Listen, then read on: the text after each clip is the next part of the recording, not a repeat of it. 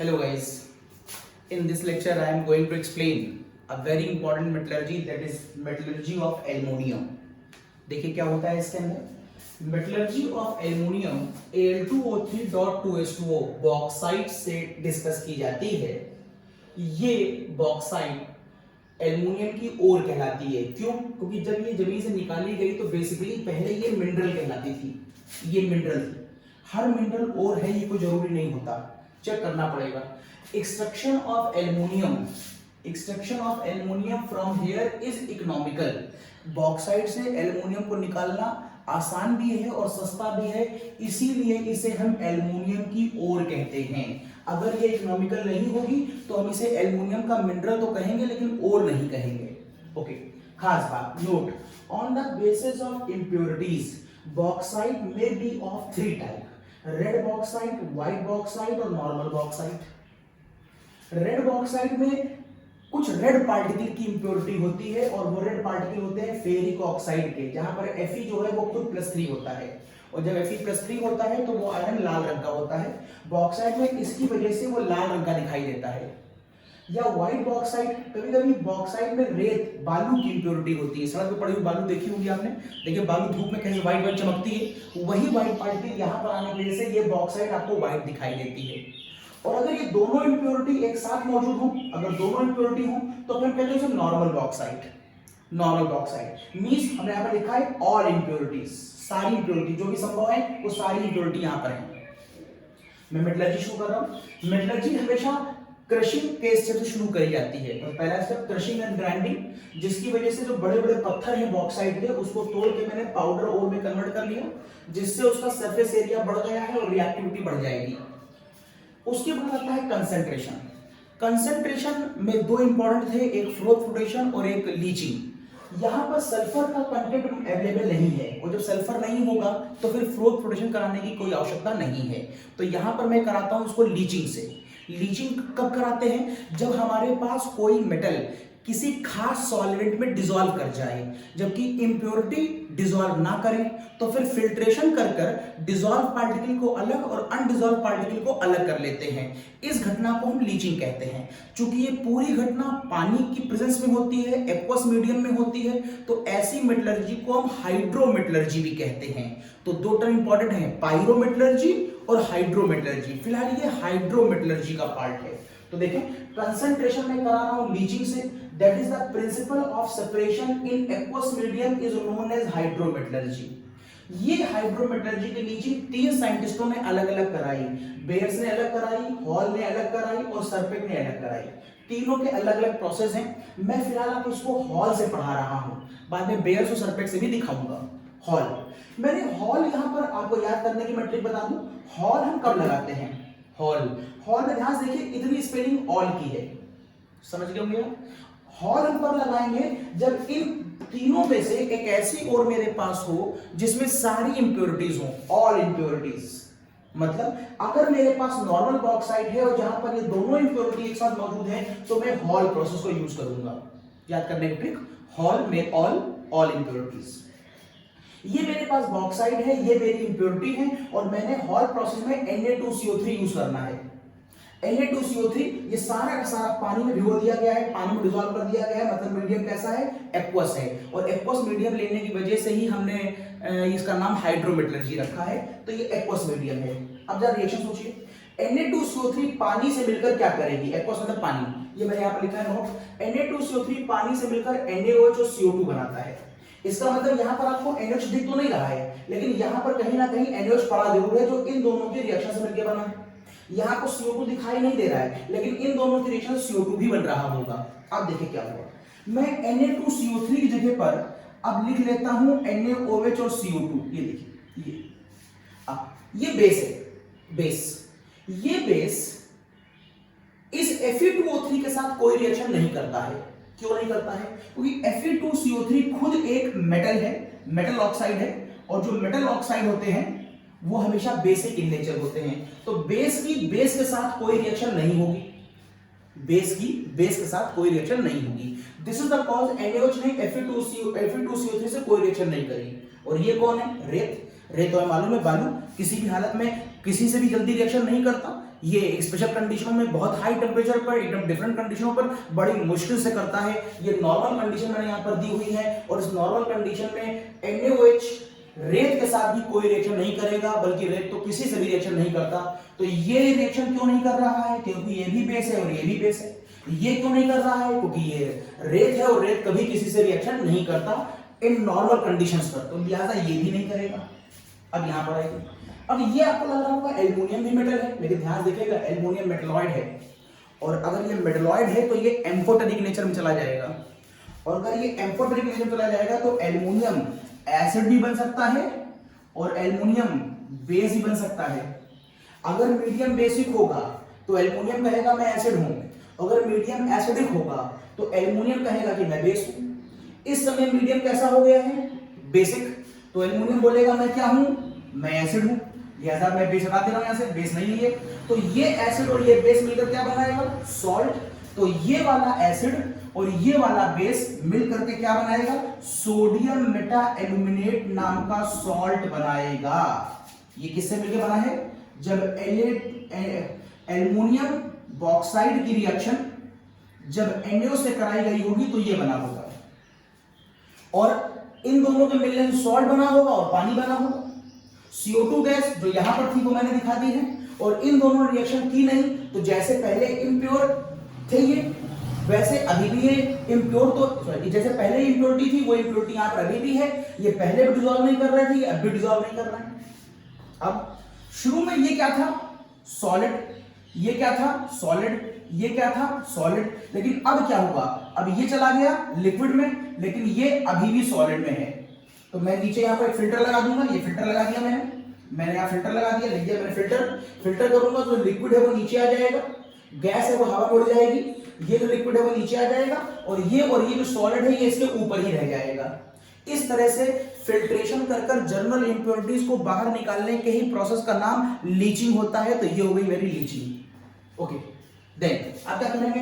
Sodium Meta aluminate को आगे निकाल लेने के बाद मैं अगले विषय में ले जाऊंगा, स्टेप नंबर 2 में, और जहां पर सोडियम मेटा एल्यूमिनेट रिएक्शन में फिर से CO2 और वाटर से कराऊंगा।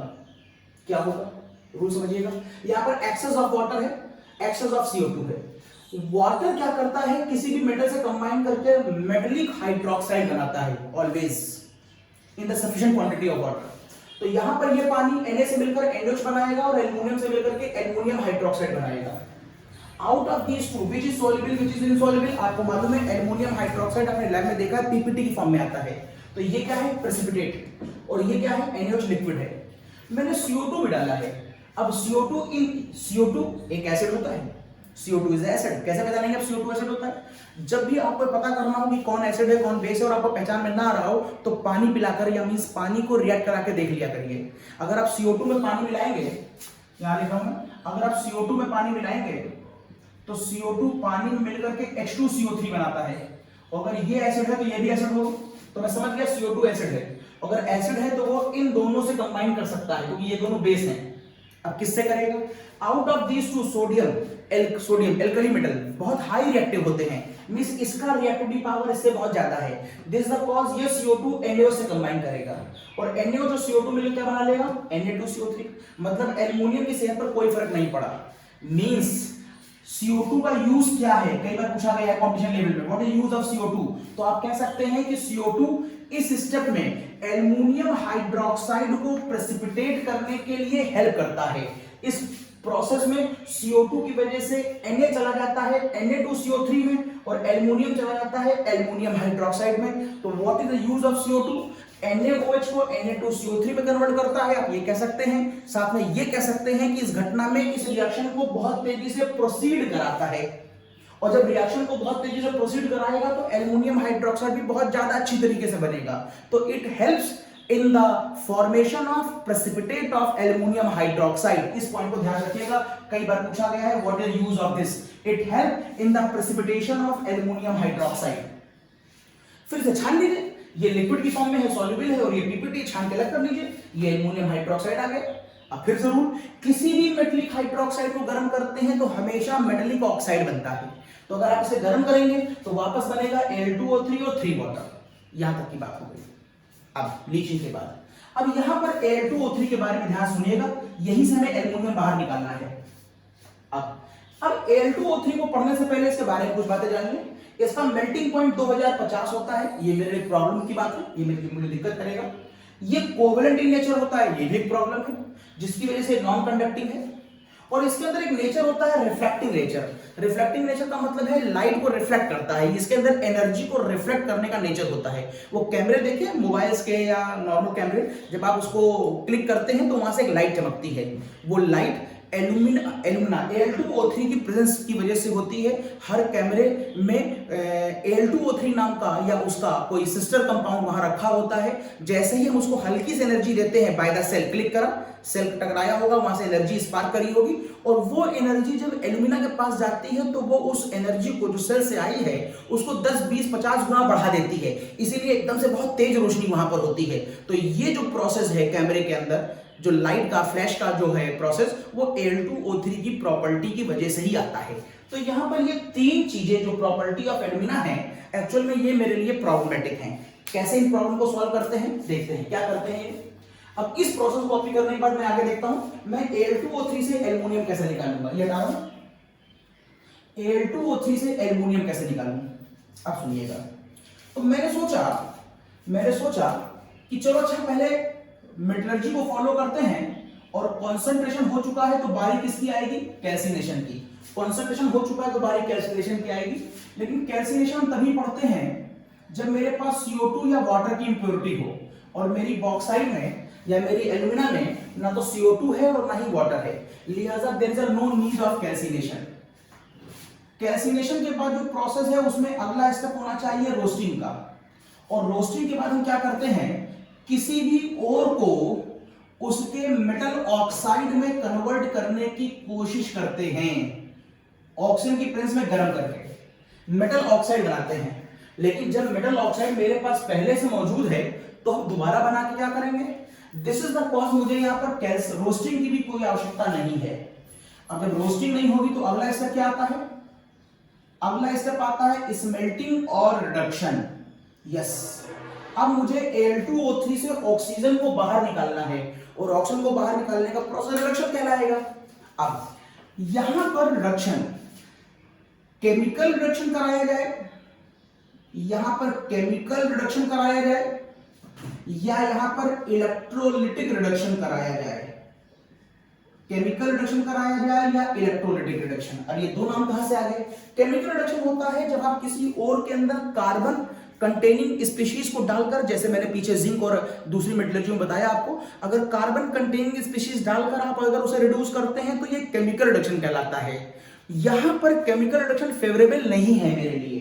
क्यों नहीं फेवरेबल है, उसकी वजह है, एक तो Al2O3 का मेल्टिंग पॉइंट 2050 डिग्री है, मींस इसकी रिएक्शन कराने के लिए कम से कम 2050 डिग्री पर गर्म करना पड़ेगा, जिसकी वजह से इसकी कॉस्ट बहुत ज्यादा हो जाएगी, वेस्ट ऑफ एनर्जी है, और जब कॉस्टिंग बहुत ज्यादा हो जाएगी तो एल्युमिनियम बाजार में बहुत महंगी बिकेगी। तो ये मेरे लिए फेवरेबल नहीं है, एक प्रॉब्लम तो ये है। दूसरा, अगर आप इसमें कार्बन डाल के गर्म करते भी हैं तो एल्युमिनियम कई बार एल्युमिनियम कार्बाइड बना लेता है, एल्युमिनियम कार्बन से मिलकर एल्युमिनियम कार्बाइड बना लेता है। मतलब मुझे तो प्योर एल्युमिनियम चाहिए था, लेकिन इस प्रोसेस में कार्बन ऑक्सीजन से मिलकर कार्बन डाई या कार्बन मोनो तो बनाएगा, साथ में एल्युमिनियम कार्बाइड भी बना लेगा। मतलब मुझे प्योर एल्युमिनियम इस तरीके से नहीं मिलेगी, लिहाजा हम इस प्रोसेस को अवॉइड करेंगे। This is the cause aluminium की मेटलर्जी में केमिकल रिडक्शन नहीं कराया जाता। तो फिर हम क्या कराते हैं, इलेक्ट्रोलिटिक रिडक्शन, मतलब सेल को यूज करेंगे। अब जब आप सेल को यूज करेंगे तो दो तरह के प्रोसेस में हाई स्कूल में पढ़े, नाम सुने होंगे, एक एक्वस मीडियम में कराए जाने वाला इलेक्ट्रोलिटिक रिडक्शन, और एक मोल्टेन स्टेट में कराया जाने वाला इलेक्ट्रोलिटिक रिडक्शन। अब इन दोनों में से कौन सा होगा, यहां पर एक्वस मीडियम यूज नहीं होगा, केवल मोल्टेन होगा। फिर क्वेश्चन उठ गया कि साहब एक्वस मीडियम क्यों नहीं लेंगे। अब इस प्रोसेस को देखिए, यहां पर हम एक्वस इलेक्ट्रोलिटिक रिडक्शन को क्यों अवॉइड करते हैं, समझिए। ये मेरे पास एक वेसल है, इसके अंदर ये मेरा एनोड, मान लीजिए ये मेरा कैथोड, दोनों को ऊपर ले जाकर मैंने बैटरी से जोड़ दिया, और ये मेरे पास एल्यूमिना, मान लीजिए मेरे पास एल्यूमिना और मैं एक्वस मीडियम शुरू में ले लेता हूं, मान लेता हूं। अभी मैं खाली इस प्रॉब्लम पे फोकस कर रहा हूं, बाकी प्रॉब्लम पे नहीं। तो मैंने मान लिया कि जब मैं ऊपर से करंट पास कराता हूं तो मैं मान लेता हूं Al2O3 टूट जाता होगा एल्युमिनियम में और ऑक्सीजन में, और वैसे ही पानी भी टूट जाता होगा H+ आयन में और OH- आयन में। मैंने मान लिया। यदि ऐसा है तो मेरे पास इसके अंदर दो पॉजिटिव लोग हैं, ये पॉजिटिव टर्मिनल है तो रॉड पॉजिटिव होगी, नेगेटिव है तो रॉड नेगेटिव होगी। इसका मतलब है इस समय इस वेसल में दो लोग हैं, एल्युमिनियम +3 और H+ आयन। मैं भी इस पे फोकस नहीं कर रहा हूं, इस पर ध्यान दे रहा हूं, तो मुझे एल्युमिनियम की बात करनी है। अब इन दोनों में से प्रेफरेंशिएबल डिपोजिशन इलेक्ट्रोड पोटेंशियल में इन दोनों में से कौन इस रॉड पर पहले पहुंचेगा, जो पहले पहुंचेगा वही हमको मिलेगा, दूसरा हार जाएगा। अब देखिए इन दोनों में ये कौन है, ये एनोड है और ये कैथोड है। कैथोड पे क्या होता है, रिडक्शन। तो ये है मेरी एक्टिविटी सीरीज जिसका एक नाम है स्टैंडर्ड रिडक्शन पोटेंशियल सीरीज, और ये सीरीज ऊपर से नीचे की तरफ बढ़ती है। ऊपर नेगेटिव है, H के पास 0 है और नीचे टर्म पॉजिटिव है। ऊपर सारे लोगों का आंसर नेगेटिव होता है, H का आंसर 0 होता है और फिर बाकी सबका पॉजिटिव होता है। अब देखिए एल्युमिनियम और H कहां पर आ रहा है, ये देखिए एल्युमिनियम बैठा हुआ है और ये देखिए H बैठा हुआ है। इसका मतलब एल्युमिनियम और H में H का रिडक्शन पोटेंशियल ज्यादा है, मींस H की ताकत ज्यादा है। मींस दौड़ में कौन जीतेगा, H जीतेगा। अगर दौड़ में H जीतेगा तो यहां पर कौन सी गैस मिलेगी, H2 मिलेगी, मतलब एल्युमिनियम नहीं मिलेगी। मतलब अगर H और एल्युमिनियम दोनों है तो एल्युमिनियम कभी हमको मिलेगा ही नहीं। दिस इज द कॉज, हमें H को अवॉइड करना पड़ेगा, और वो तभी अवॉइड होगा जब आप पानी वाला मीडियम नहीं लेंगे। दिस इज द कॉज हम इसमें एक्वस इलेक्ट्रोलाइटिक प्रोसेस को अवॉइड करते हैं और मॉल्टन को ही लेते हैं। तो ये प्रॉब्लम बता दी मैंने आपको, मॉल्टन को लेते हैं। चलिए तो मैं आगे बढ़ता हूं। तो मैंने फिर से वापस एक प्रोसेस ले लिया, ये मेरा सेल, और सेल में मेरे पास एनोड देखिए, और ये देखिए मेरा दूसरा, और यहां पर ये मैंने ऊपर लगा दी बैटरी। और अब की मैंने यहां पर खाली Al2O3 को लिया है, और अगर मैं खाली Al2O3 लूंगा तो यहां पर पानी को मैंने नहीं लिया, उसकी वजह बता चुका हूं कि क्यों नहीं लिया। अब एक प्रॉब्लम है, अब Al2O3 की रिएक्शन अभी भी यहां पर होने में दिक्कत हो रही है हमको। वजह सुनिए, चलिए पहले वजह आके देखिए। इसका मेल्टिंग पॉइंट 2050 है। ये जिस वेसल में घटना कराई जा रही है, ये वेसल खुद किसका बना है, ये वेसल खुद स्टील का बना है, ये खुद वेसल स्टील का बना है। अब अगर ये वेसल स्टील का बना हुआ है और ये दोनों ही किसके बने हुए हैं, कार्बन के इलेक्ट्रोड्स हैं। ये दोनों इलेक्ट्रोड मैंने मान लिए कार्बन के हैं, कार्बन के। अब स्टील जो है वो खुद 1200, 1300, 1400 डिग्री या मैक्सिमम 1600 डिग्री के आसपास मेल्ट कर जाता है, और आपको अंदर रखी हुई चीज को कितने पे गर्म करना है, 2050 पर। इसका मतलब इसको मेल्ट करने से पहले तो बर्तन ही मेल्ट कर जाएगा, लिहाजा, और दूसरी बात कॉस्टिंग बहुत ज्यादा हो जाएगी। दिस इज द कॉज, हमें पहले एल्युमिनियम का मेल्टिंग पॉइंट, एल्यूमिना का मेल्टिंग पॉइंट कम करना होगा। अब मेल्टिंग पॉइंट के बारे में मैंने आपको पिछले लेक्चर में बताया है। मेल्टिंग पॉइंट किसी भी पूरी केमिस्ट्री में किसी का भी हमेशा उस कंपाउंड की सिमेट्री पर डिपेंड करता है, और किसी में सिमेट्री तब आती है जब वो स्पीशीज प्योर, मतलब वेल अरेंज्ड होती है। जो प्योर होता है वो वेल अरेंज्ड होता है।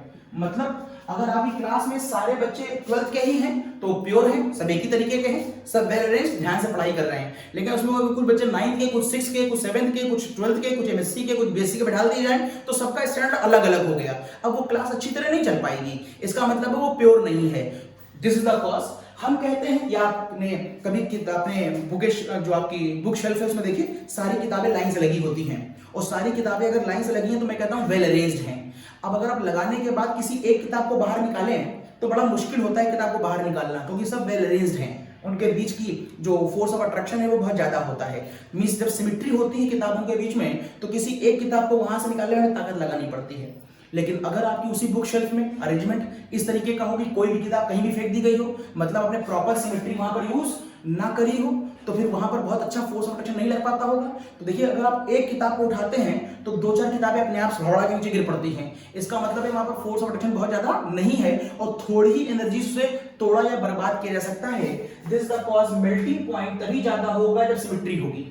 लेकिन अगर मतलब प्योर होगा, लेकिन अगर मेल्टिंग पॉइंट को डिस्टर्ब करना है तो उसकी सिमेट्री डिस्टर्ब कर दीजिए, it is inversely proportional to unsymmetrical nature और इनवर्सली प्रोपोर्शनल टू इम्प्योरिटी। अगर आप किसी भी कंपाउंड में इम्प्योरिटी डाल देंगे तो मेल्टिंग पॉइंट कम हो जाएगा। तो इस मेटलर्जी में हम किस कंपाउंड को डालते हैं, CaF2। ये देखिए हमने इसमें क्या डाल दिया, हमने इसमें CaF2 डाल दिया। अगर इसमें इस तरह से CaF2 डाल दिया जाए तो CaF2 जाते ही इसकी सिमेट्री डिस्टर्ब कर देता है और इसका मेल्टिंग पॉइंट कम हो जाता है। और अब इसका मेल्टिंग पॉइंट 2050 से गिर करके खास कितना हो जाता है, 950 डिग्री। ये सारा खेल किसका है, CaF2 का है। तो CaF2 ने इसका मेल्टिंग पॉइंट कम कर दिया, ये प्रॉब्लम सॉल्व हो गई ना। एक प्रॉब्लम और है, वो क्या है, इस पूरे प्रोसेस में बढ़िया इलेक्ट्रोलिसिस तभी होगी जब यहां पर आयंस होंगे। और Al2O3 किस नेचर का है, कोवेलेंट नेचर का है। तो करंट आपकी रॉड तक तो आएगी, लेकिन रॉड से मीडियम में नहीं आएगी क्योंकि मीडियम में आयंस ही नहीं है, तो फिर सर्किट पूरा नहीं होगा।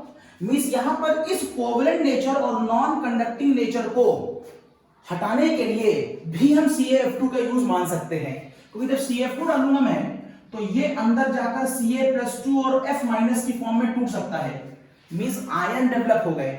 मींस CaF2 साथ ही साथ क्या करता है, CaF2 साथ ही साथ कंडक्टिंग नेचर को भी बढ़ा देता है।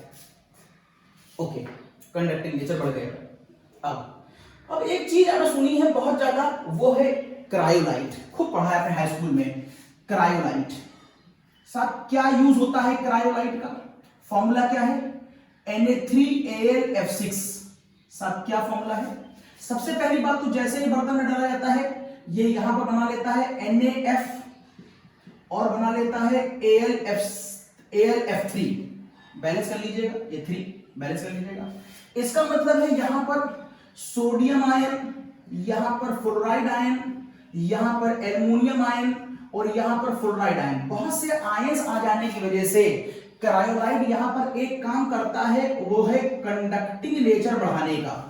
इसका मतलब है फ्लास्फर भी कंडक्टिंग नेचर बढ़ा रहा है और क्रायोलाइट भी कंडक्टिंग नेचर बढ़ा रहा है। लेकिन फ्लास्फर कंडक्टिंग के साथ साथ एक काम और कर रहा है, और वो है इस प्रोसेस का मेल्टिंग पॉइंट कम करने का। वैसे ही क्रायोलाइट भी इस काम के साथ एक काम और करता है, जो हाई स्कूल में आपने डिस्कस नहीं किया था, किताबों में भी अवेलेबल नहीं है, कहीं दिया नहीं है, मुझे तो कहीं दिखा नहीं, एक आध किताब खाली दिया गया है फॉरेन एड्रेस में। तो देखिएगा वो क्या कहता है, सुनिएगा। एक्चुअल में अगर मैं क्रायोलाइट नहीं डालूं तो यहां पर एक प्रॉब्लम और आ रही है, वो क्या, वो है एल्यूमिना का अपना रिफ्लेक्टिंग नेचर ऑफ एनर्जी। अगर मैं ऊपर से 2 वोल्ट की एनर्जी देता हूं बैटरी से, तो जैसे ही एल्यूमिना तक आती है, एल्यूमिना यहां पर बहुत ज्यादा अमाउंट में एनर्जी जनरेट करती है और वो सारी एनर्जी यहां से निकलकर बाहर चली जाती है। That is wastage of energy. और एनर्जी के वेस्ट होने से ही हमारी मेटलर्जी की कॉस्ट बढ़ने लगती है। हम नहीं चाहते हैं कि हमारी एनर्जी वेस्ट हो, और इस एनर्जी को अगर हम कहीं ना कहीं कंज्यूम कर ले जाए तो हमारे लिए वो बेनिफिशियल होगा। फिर समझिएगा, यहां पड़ा हुआ है एल्यूमिना, और एल्यूमिना का नेचर है रिफ्लेक्टिंग नेचर, जो मैंने बताया था कैमरे में फ्लैश लाइटों में पड़ा होता है। जैसे ही हल्का सा भी मैं क्लिक करता हूं, ये एनर्जी जैसे ही एल्यूमिना के पास आती है, यहां से एनर्जी बहुत सारी जनरेट होकर बाहर चली जाती है, वेस्ट चली जाती है। हम इस एनर्जी को रोकना चाहते हैं, इसीलिए हमने मिलाया है क्रायोलाइट। तो क्रायोलाइट क्या होता है, क्रायोलाइट एक ब्राउन और ब्लैक कलर का एक कंपाउंड होता है, और ये बहुत लाइटर होता है, बहुत लाइट, इसकी डेंसिटी बहुत कम होती है। दिस इज द कॉज ये क्रायोलाइट जब मैं डालता हूं तो ये अंदर डिप नहीं होता, ये इसके ऊपर तैरता है, क्योंकि ये हल्का होता है, ऊपर तैरता, साथ में ब्लैक और ब्राउन कलर का होता है। और आपको अच्छी तरह मालूम है एनर्जी को एब्जॉर्ब कौन करता है, ब्लैक और डार्क कलर और ब्राउन कलर एनर्जी को बहुत एब्जॉर्ब करते हैं। इसलिए कहा जाता है गर्मियों में काले कपड़े नहीं पहनने चाहिए, क्योंकि वो एनर्जी को एब्जॉर्ब करते हैं तो वो गर्म बहुत ज्यादा लगेगी।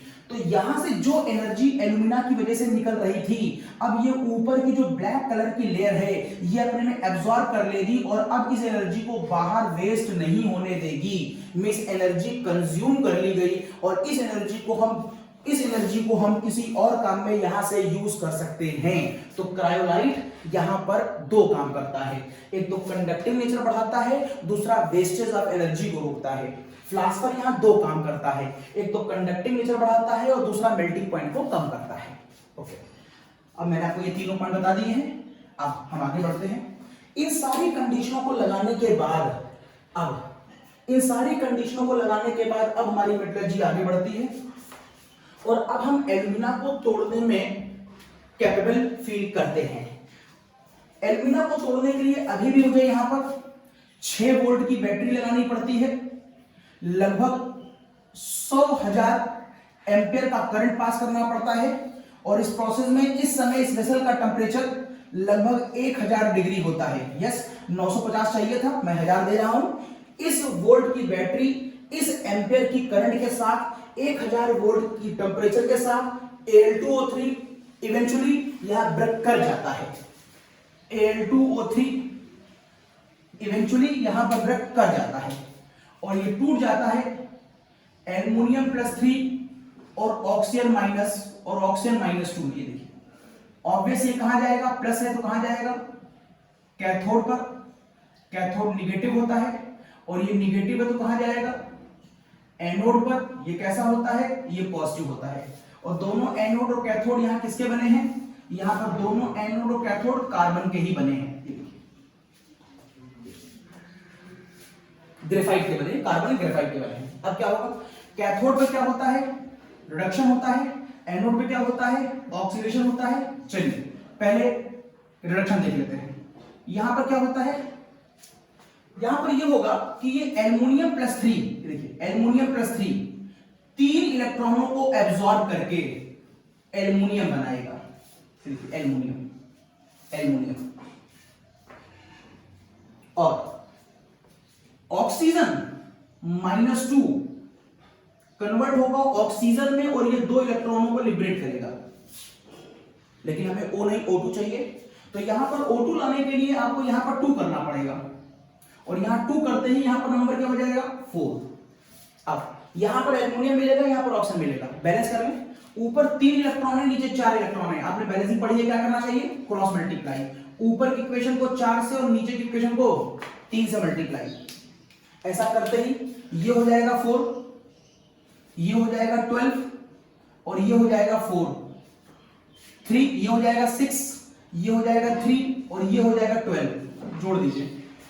अगर मैं इन दोनों इक्वेशन को जोड़ता हूं तो ये 12 इलेक्ट्रॉन कैंसिल हो जाएंगे, बचेगा 4 एल्युमिनियम +3, 6O -2 गिव्स 3O2 और 4 एल्युमिनियम। ये इसकी फाइनल इक्वेशन आई। यहां पर एल्युमिनियम मिल गया हमको और यहां पर ऑक्सीजन भी मिला, लेकिन ये वाला ऑक्सीजन जो घटना कहां पर हो रही थी, ये रिडक्शन था और ये क्या था, ऑक्सीडेशन। कहां पर हो रहा था, कार्बन पर। तो कार्बन की रॉड पर मिलने वाला ऑक्सीजन इमीडिएट कार्बन से कंबाइन कर लेगा और क्या बना लेगा, कहीं पर लिखा है कार्बन डाइऑक्साइड, कहीं लिखा है कार्बन मोनोऑक्साइड, दोनों बन सकते हैं, कुछ भी लिखो, दोनों मान्य हैं। मैं CO2 लिख दे रहा हूं। कितने ऑक्सीजन मिले थे, 3, ये 3, तो यहां पर ये 3 होगा ताकि 3 CO2 निकलेगी और ये आपकी लास्ट फाइनल बैलेंस इक्वेशन होगी। अगर आप चाहे तो दोनों को फिर से ऐड कर लें, दोनों को फिर से ऐड करेंगे तो ये 3O2 कैंसिल हो जाएगा। तो लास्ट में आप पाएंगे 4 एल्युमिनियम +3, यहां पर आएगा 6O -2, 3 कार्बन गिव्स 3 CO2 और 4 एल्युमिनियम। ये आपका इलेक्ट्रोलाइटिक रिडक्शन के बाद का प्रोसेस है। एल्युमिनियम मिल गया। मैंने ये जो डायग्राम बनाया है, ये डायग्राम आपकी बुक में नहीं दिया है, समझाने के लिए मैंने बना दिया था। जो आपकी बुक में डायग्राम दिया है उसके अकॉर्डिंग देख लीजिए। आपकी बुक में जो डायग्राम दिया है वो कुछ ऐसा बना हुआ है। ये उसने कहा ये स्टील का बना हुआ एक चैम्बर है, ये ऐसे, ये स्टील का। अंदर उसने कहा है यहां पर कार्बन की लाइनिंग लगी हुई है, कार्बन की इनर लेयर है, दैट इज ग्रेफाइट, ऐसे। और उसने कहा है यहां पर कुछ रॉडें डूबी हुई हैं और ये भी किसकी बनी है, ग्रेफाइट की। और इन सबको मिलाकर के मैंने यहां पर पॉजिटिव चार्ज और इस वाली रॉड को मैंने नेगेटिव, मींस ये एनोड और ये कैथोड, और लाकर मैंने इसको बैटरी से जोड़ दिया जो 6 वोल्ट की है, 100,000 एम्पियर की करंट पास कर रही है। और यहां का टेम्परेचर मैंने 1000 डिग्री सेंटीग्रेड मेंटेन कर रखा है। इसके अंदर क्या पड़ा हुआ था, Al2O3 जब इलेक्ट्रोलिसिस हुई तो इसमें क्या बन गया, एल्युमिनियम +3 और O -2। माइनस कहां जाएगा, प्लस रॉड पर, ये ऊपर गया जो कार्बन की बनी है, और प्लस कहां गया, माइनस ये कार्बन, ये पूरा वेसल, ये कार्बन, ये पूरा वेसल जो स्टील के ऊपर कार्बन की लाइनिंग है, ये कैथोड है, तो ये जाकर के इस पे बैठ जाएगा और एल्युमिनियम नीचे बैठ गया है, ऑक्सीजन ऊपर चला गया है और अल्टीमेटली किस में कन्वर्ट हो गया, CO2 में। एल्युमिनियम नीचे बैठ गया और इस आउटलेट से बाहर निकाल लिया गया, ये डायग्राम बुक में दिया गया है। इस आउटलेट से बाहर निकालते समय यहां से मिलने वाला जो एल्युमिनियम होता है उसे हम इम्प्योर एल्युमिनियम कहते हैं, अभी वो प्योर नहीं है। इस तरीके से प्रोसेस को समझाने वाला साइंटिस्ट था हॉल और उसका एक दोस्त था हेरोल्ड, इसलिए इसको आपकी बुक में हॉल एंड हेरोल्ड प्रोसेस भी कहा जाता है। तो हॉल एंड हेरोल्ड प्रोसेस से हम एल्युमिनियम निकाल लेते हैं, लेकिन अब हमें क्या करना है, इसको प्योर करना है। तो चलिए करते हैं प्योर एल्युमिनियम। अच्छा एक बात और कर लें, यहां पर किसका ऑक्सीडेशन या हुआ है, किसका रिडक्शन हुआ है, ये भी गौर कर लीजिए। यहां पर ऑक्सीडेशन किसका हुआ है, ये देखिए ऑक्सीडेशन किसका करा रहे हो, कार्बन का। तो ये भी इंपॉर्टेंट पॉइंट है, बोर्ड में क्वेश्चन खूब पूछा गया है। हॉल एंड हेरोल्ड प्रोसेस में किसका ऑक्सीडेशन होता है, कार्बन का होता है। किसका रिडक्शन होता है, एल्युमिनियम +3 0 जा रहा है, एल्युमिनियम का होता है। अच्छा क्या कार्बन के अलावा किसी और को ऑक्सीडेशन संभव था, जरा चेक करके देख लें। यहां पर और क्या क्या था, यहां पर सोडियम था, एल्युमिनियम था, क्रायोलाइट कैल्शियम था फ्लास्फर से और खुद F- था। इस बर्तन में 4 लोग थे। क्या इनमें से किसी और को ऑक्सीडेशन संभव है, चेक कर लें। सोडियम का संभव नहीं है, एल्युमिनियम का संभव नहीं है, ऑक्सीडेशन संभव नहीं है, कैल्शियम का संभव नहीं है। क्यों नहीं है, ऑक्सीडेशन के प्रोसेस में ऑक्सीडेशन नंबर बढ़ता है। और देखिए सोडियम पहले से ही अपनी टॉप रेंज पर है। ये सोडियम कहां से आया था, जो मैंने क्रायोलाइट से डाला था, क्रायोलाइट Na3AlF6 मैंने इसके अंदर डाला था, Na3AlF6 मैं फिर लिख दे रहा हूं। इसके अंदर मैंने क्या डाल रखा है, इसके अंदर मैंने डाल रखा है Na3AlF6 और क्या डाल रखा है, CaF2। इन्हीं से मिला है हमें सोडियम, एल्युमिनियम, फ्लोरीन और कैल्शियम। और ये तीनों ही लोग अपनी ऑक्सीडेशन नंबर की टॉप रेंज पर हैं। +1 +2 नहीं हो सकता, 3 4 नहीं हो सकता और +2 +3 नहीं हो सकता। मींस इन तीनों का तो ऑक्सीडेशन हो ही नहीं सकता। आपके मन में एक बात आ रही होगी, सर F- जो है वो F2 तो हो सकता है ना, जिसका ऑक्सीजन 0 होता है। अगर ऐसा हुआ तो ये ऑक्सीडेशन हो रहा है, तो सर यहां पर तो फ्लोरीन का ऑक्सीडेशन हो सकता है, नहीं होगा। क्यों, उसकी वजह है ये इलेक्ट्रोकेमिकल सीरीज। इलेक्ट्रोकेमिकल सीरीज में स्टैंडर्ड रिडक्शन पोटेंशियल का बढ़ता हुआ क्रम है, F सबसे नीचे आता है। मींस पूरी केमिस्ट्री में F का रिडक्शन पोटेंशियल बहुत ज्यादा होता है। मींस फ्लोरीन के अंदर अपने को रिड्यूस करने की टेंडेंसी होती है। फ्लोरीन कभी ऑक्सीडाइज होना नहीं चाहता। जिसका रिडक्शन पोटेंशियल ज्यादा है उसका ऑक्सीडेशन पोटेंशियल बहुत कम होगा, जिसका रिडक्शन पोटेंशियल बहुत ज्यादा है उसका ऑक्सीडेशन पोटेंशियल बहुत कम होगा। Means fluorine have a very least tendency to be oxidised. This is the cause fluorine भी ऑक्सीडाइज नहीं करेगा। तो क्वेश्चन आता है फिर कौन ऑक्सीडाइज करेगा, कार्बन की रॉड ऑक्सीडाइज करेगी और धीरे धीरे कार्बन की रॉडें यहां से गायब होने लगती हैं क्योंकि ये CO2 में कन्वर्ट होने लगती हैं। और अब आता है इसका प्यूरिफिकेशन। तो इसका प्यूरिफिकेशन करेंगे हम हूप प्रोसेस से। आपको ये बात भी हमेशा बहुत कंफ्यूज करती है कि हूप, ये देखिए हूप्स प्रोसेस, आपको ये बात भी बहुत कंफ्यूज करती है कि हूप्स और हॉल एंड हेरोल्ड इनमें कंफ्यूजन होता है कि आप प्यूरिफिकेशन हॉल एंड हेरोल्ड से करते हैं कि प्यूरिफिकेशन हूप से करते हैं। ये दोनों नाम काफी मिलते जुलते हैं, बहुत कंफ्यूजन होता है। मैं हिंट करता हूं आपको। यहां तक एल्युमिनियम मिल चुकी है और एल्युमिनियम को अब हम प्यूरिफाई करने जा रहे हैं। एल्युमिनियम को अब हम प्यूरिफाई करने जा रहे हैं। कैसे करने जा रहे हैं सोचना है। नाम देखिए, हूप छोटा नाम है और हॉल एंड हेरोल्ड थोड़ा सा बड़ा नाम है। तो बड़े नाम के साथ बड़े कंपाउंड की वर्किंग होती है। और इस प्रोसेस में आप किसकी वर्किंग पढ़ा रहे थे, Al2O3 की वर्किंग पढ़ रहे थे।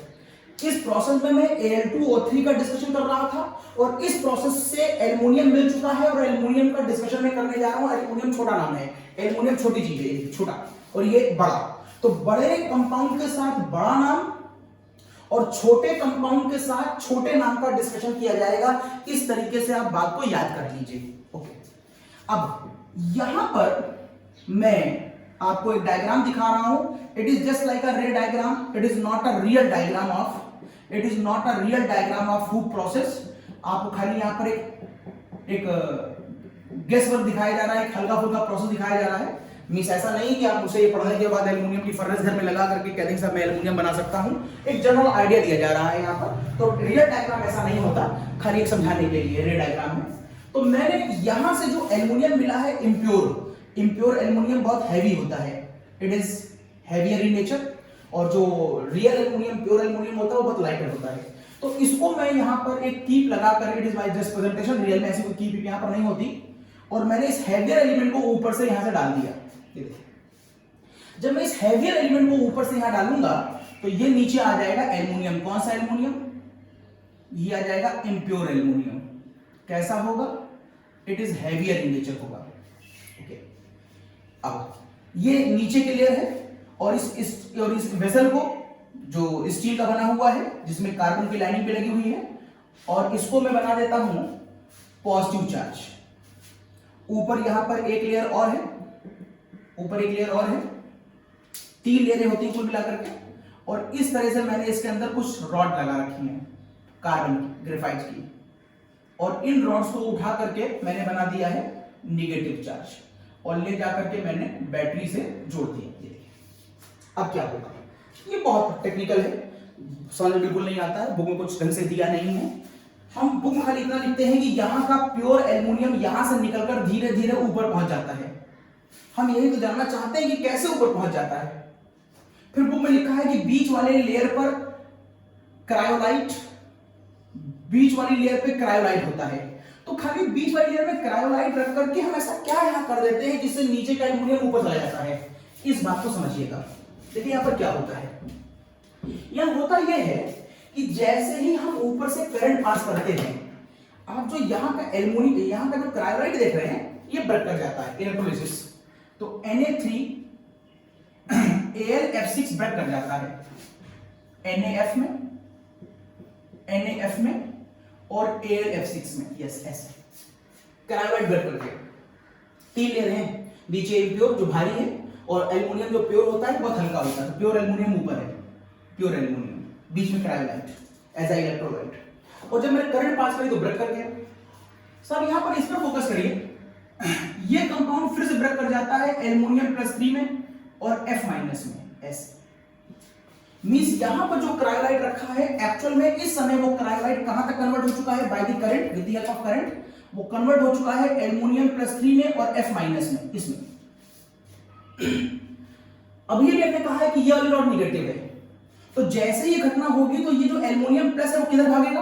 वो निगेटिव रॉड में भागेगा, और निगेटिव रॉड में भागेगा इसका मतलब है वो निगेटिव रॉड की तरफ इंटरैक्ट कर लिया जाएगा, और निगेटिव रॉड की तरफ इंटरैक्ट कर लिया जाएगा मतलब यहां का जो एल्युमिनियम था, क्रायोलाइट का एल्युमिनियम, वो ऊपर चला जाएगा।